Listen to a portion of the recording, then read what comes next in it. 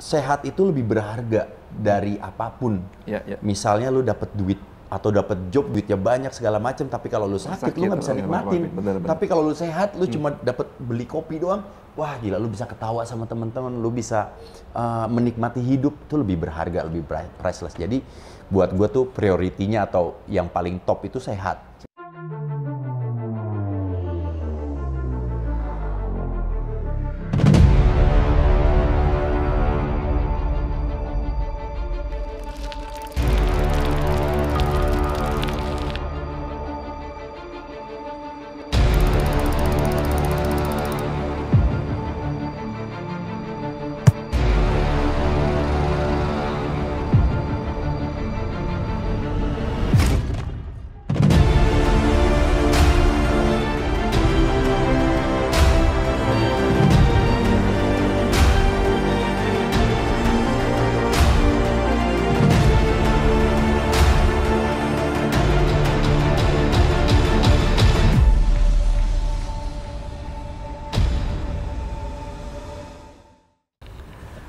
Assalamualaikum warahmatullahi wabarakatuh. Selamat datang kembali di channel Dr. Sabto's Corner, suatu saluran yang mencoba mengungkapkan segala sesuatunya yang berkaitan dengan masalah kesehatan. Saya sekarang lagi ada di coffee shop, warung kopi yang namanya Lain Hati. Yang franchise-nya ini salah satunya dipegang oleh teman saya yang saya akan temui kali ini. Dia juga seorang idola banyak orang. Dia seorang artis, seorang presenter yang hobinya olahraga ekstrim. Sekarang dia juga sedang berkutat di bidang bisnis di bidang kuliner. Siapa dia? Yuk kita temui.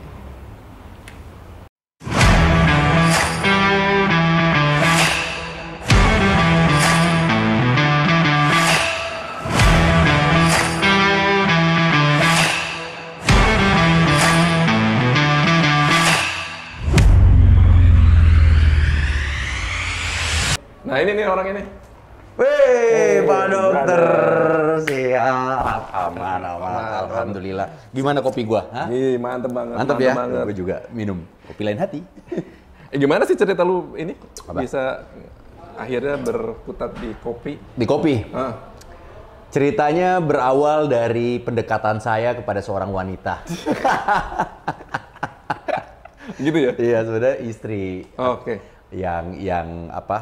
Yang berkecimpung atau yang ngurusin kopi di sini. Kalau gue sih waktu itu memang lebih kepada makanan.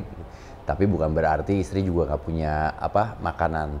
Nah, sebenarnya tuh yang serunya sebelum gue kenal sama Ririn, gue sempet mencoba bisnis kuliner, sedangkan Ririn sama juga baru mulai gitu. Cuma memang bedanya nih kalau Ririn itu lebih pro dengan kesiapannya gitu loh, dengan timnya. Nah kalau gue tuh lebih yang memang kalau band tuh band-band SMA lah yang dadakan gitu. Lu bisa main apa? Yuk bikin yuk. Gitu. Nah terus yang dulu apa? Kalau bakmi Mantap John. Mantap John ya? Mantap John. Masih sampai sekarang? Sekarang alhamdulillah lagi vakum. Yang kira-kira yang bikin kendala apa sih kalau kita mau bikin itu ya? Jadi gini, kalau kita mau besar, kalau cuma sekedar dagang doang, kita sendiri mungkin bisa, gitu loh. Dengan tim ala kadarnya bisa, gitu. Tapi kalau kita mau besar, mau lebih pro lagi, ya kita harus butuh tim. Biar bagaimanapun juga, kalau kita mau ekspansi, mau buka cabang lagi, kita butuh tim, kita butuh nggak cuma promo doang, tapi dapur itu penting banget. Apalagi kita bisnis kuliner ya, dapur itu jadi salah satu, kalau di bola tuh strikernya lah. Penting, kita nggak punya striker, kita nggak bisa nyetak gol gitu. Kita nggak punya orang dapur, ya kita apa yang mau kita dagangin. Bener. Iya. Apalagi lu sendiri nggak bisa terlalu involve ya di bidang itu karena kesibukan lu sebagai artis ya? Katanya. Oh iya, jadi gue pengen sebagai striker dong. Sebagai sayap, pengumpan. Asis. Gitu. Jadi kalau mau orang tanya, lu sebenarnya jadi apa sih profesinya kalau misalnya lu ngisi kolom profesi gitu? Kayaknya kreator kali ya. Kreator ya? Kreator tuh berdekatan dengan kreatif dan aktor. Gitu. Kreator. Bener-bener kreator. Nah, kalau balik lagi kopi nih. Nah, kopi mulai kapan jadi ini? Kalau kopi sebenarnya Ririn tuh udah dari tahun 2000 berapa ya? Dia 2 tahunan, sekarang 2002, 2001. 2019 akhir kali ya, atau 2020 awal, lupa gua. Pokoknya ini kurang lebih udah 2 tahunan. Enggak, jadi menarik karena gue lihat emang menjamur banget ya. Si Valen kan bikin juga kan? Valen juga bikin kopi. Memang kalau ngomongin kopi ini banyak banget. Apalagi ini jatuhnya kan kopi kekinian ya. Apa tuh bedanya dengan Karena gini, kopi kekinian pasti yang yang kopi gula aren lah, emang lagi happening gitu kan. Buat tongkrongan anak-anak zaman sekarang tuh biasanya memang kopi kekinian. Kalau kopi yang kekunoan, ya pasti kopi tubruk atau kopi hitam. Udah biasa aja gitu standarnya. Kita nongkrong kayak di rumah, yang tersedia cuma paling kopi hitam. Kalaupun mau digabung ya dikasih susu. Tapi kalau ini kopi kekinian tuh rasanya tuh beraneka macam gitu loh, beraneka ragam rasanya. Ada yang dicampur kopi susu, ada yang mocha, ada yang leci macam-macam gitu loh. Dan sepengetahuan lu memang banyak orang Indonesia yang senang kopi. Dan kita kan kalau nggak salah negara terbesar penghasil kopi di dunia setelah Brazil kayaknya. Brazil kopi. Kalau nggak salah Brazil pertama, mungkin kita 3 besar atau 5 besar, lupa gua. Tapi memang dulu pernah pernah main gitu. Gue punya cerita dikit ke Banyuwangi.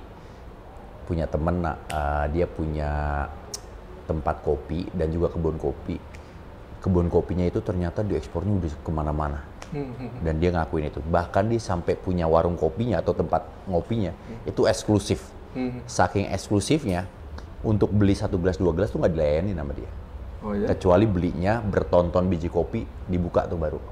Karena memang dia punya tempat ngopinya tuh privilege. Kenapa gue bilang privilege? Karena ini ada di Banyuwangi. Dia beli satu kampung. Kampungnya itu memang rumah tradisional yang ada di Banyuwangi. Jadi rumah-rumahnya itu dikosongin, warganya pindah, dia pagerin, terus ditata ulang, dirapihin, ditacap, dan itu satu rumah-rumahnya itu jadi buat tempat ngopi. Jadi kalau mungkin orang-orang yang nge-wine itu kan ada kayak tempat wine sama cerutu gitu kan. Nah itu khusus kan. Nah ini ngopi. Iya. Dengan segala macam bentuk biji kopinya, terus juga makanan tradisionalnya, plus langsung ada yang masakin di situ, embok-embok dan segala macam. Emang keren banget sih. Mahal sih tempatnya emang, gua akuin. Jadi begitu besarnya kopi di Indonesia, dan sekarang memang banyak orang juga semua ngopi. Kalau dulu orang ngopi itu cuma buat orang tua. Betul nggak? Iya, benar. Lu bapak banget sih, lu kayak bokap gue, lu ngopi. Nah sekarang tuh anak muda ngopi. Anak muda justru jadi gaya hidup ya? Gaya hidup, lifestyle. Gitu. Kalau kopinya sendiri, gue hanya pernah dengar sih bahwa ada jenis-jenisnya juga ya? Ada. Ada Arabica, Robusta, terus paste, kopi paste. Waduh. Jayus banget ya gue. Macamnya banyak sih, Dok. Nah, kalau yang di sini? Kalau di sini tuh Ririn pakai yang standar ya, Arabica ada, biji kopinya, Robustanya juga ada, mix kalau di sini. Oh, lebih dicampur ya? Di sini berhubung kopinya itu buat apa ya? Ini kan bisnisnya franchise. Jadi quality control, rasa itu harus konsisten sebisa mungkin. Nah, gimana caranya ya? Itu ada timnya sendiri, istilahnya mungkin orang dapurnya yang untuk bikin kopi itu rasanya stabil. Nah itu kalau ini setahu gue ya, ini mix antara Arabica dan juga Robusta. Jadi nggak cuma satu jenis biji kopi. Gitu. Kalau unggulannya apa? Ya ini kalau untuk rasanya di sini Main Hati. Main Hati tuh yang gimana? Ini yang dokter minum nih. Oh, gula aren. Gula aren gitu. Terus kalau gue sukanya ini LDR. Ya Ririn itu bikin kopi dan juga kasih nama menunya itu sesuai dengan nama-nama kekinian. Salah satu strategi marketing, Dok. Mantap, biar gampang diingat orang. Gitu. mau nambahin sedikit aja sih sebetulnya. Emang kopi kan sifatnya refreshment, jadi dia yang bikin orang itu refresh. Tapi juga ternyata buat olahraga juga bagus katanya sih. Gue juga baru paham gitu. Iya, Jadi iya, waktu iya. katanya 15 menit kita menjelang olahraga itu disarankan minum kopi yang kopi pahit sih, yang kopi hitam supaya denyut jantungnya lebih baik dan efisien gitu. Tuh, karena zat kafein ya. Kafeinnya benar. Itu dia untuk boost bukan aliran darah atau apa jantung ya? Ya jantungnya, jadi dia pompanya lebih efektif supaya kebutuhan darah untuk semua tubuh itu terpenuhi dengan baik waktu kita olahraga sih katanya gitu. Katanya dokter yang tadi barusan dibilang itu gua rasain banget sih. Gitu ya? Jadi dulu ya waktu awalnya lagi rajin-rajin nge-gym, waktu perut masih lumayan six-pack dikit lah, itu salah satu andalan sebelum masuk gym pasti ngopi hitam. Jadi olahraga, lari segala macem itu enak banget sih. Bikin pumping ya, bikin semangat. Iya, bikin semangat. Nah, kalau itu kan ada juga yang obat-obatannya versi apa namanya ya, kayak susu atau protein yang ngandung kafein tinggi juga untuk nge-boosting pas lagi mau nge-gym. Ada juga, tapi kalau menurut gua lebih milih kopi. Benar. Lebih aman ya? Lebih aman. Ya maksudnya tidak side effect-nya juga nggak terlalu banyak sih, kecuali pada orang-orang tertentu yang punya masalah dengan lambung misalnya. Itu betul. Nah, biasanya side effect-nya apa nih kalau minum kopi yang punya lambung? Asam lambungnya meningkat, jadi akhirnya sakit mah gitu. Nah, ngatasinnya gimana dong? Yang pertama kalau memang nggak tahan ya memang sebaiknya tidak. Akhirnya mau nggak mau sih kita masih punya yang lain. Tapi kalau memang dia punya kopi emang sebaiknya dihindari sih, karena emang si lambungnya jadi benar-benar asam dan akhirnya bisa menyebabkan sakit mah sih. Tapi jujur nih, gue punya pengalaman gini dok. Dulu gue juga punya mah atau kayak gas gitu. Terus pola makannya dibenerin, terus sama minum kunyit tiap pagi sama bangun tidur sama sebelum tidur. Kunyit terus, itu nggak lama gasnya hilang, aman. Nah, mulai dari situ gua minum kopi emang selalu nggak pakai gula dan juga kalau bisa kopi hitam, nggak kopi campuran. Dan so far kesini gua bisa minum kopi. Jadi kata temen, nggak tahu ya ini benar atau enggak. Ini kan kadang-kadang tuh kita penikmat kopi sama anak-anak tongkrongan suka punya eksperimen dan juga diagnosa sendiri dong, tanpa pengetahuan yang benar atau enggak, berdasarkan pengalaman gitu. Jadi, wah, lu kalau minum kopi hitam itu paling sehat dan paling bener katanya. Nggak bikin perut lu jadi punya mah atau mungkin gas. Karena kopi itu fermentasi jadi lebih sehat dan lebih lebih herbal gitu loh. Sama aja kayak minum wine yang fermentasi lebih sehat ketimbang minuman lain gitu loh, yang beralkohol lain gitu. Ya itu dari sisi kesehatan. Gua nggak tahu itu pembenaran secara sepihak atau emang bener tuh dok. Ya tapi emang sih ada kopi yang benar sih sebetulnya kopi hitam sih. Kopi hitam kan? Benar. Yang susah kan kalau udah ditambah creamer atau teman-teman yang ngopi ada gorengan atau apa gitu. Nah itu yang paling parah sih gitu.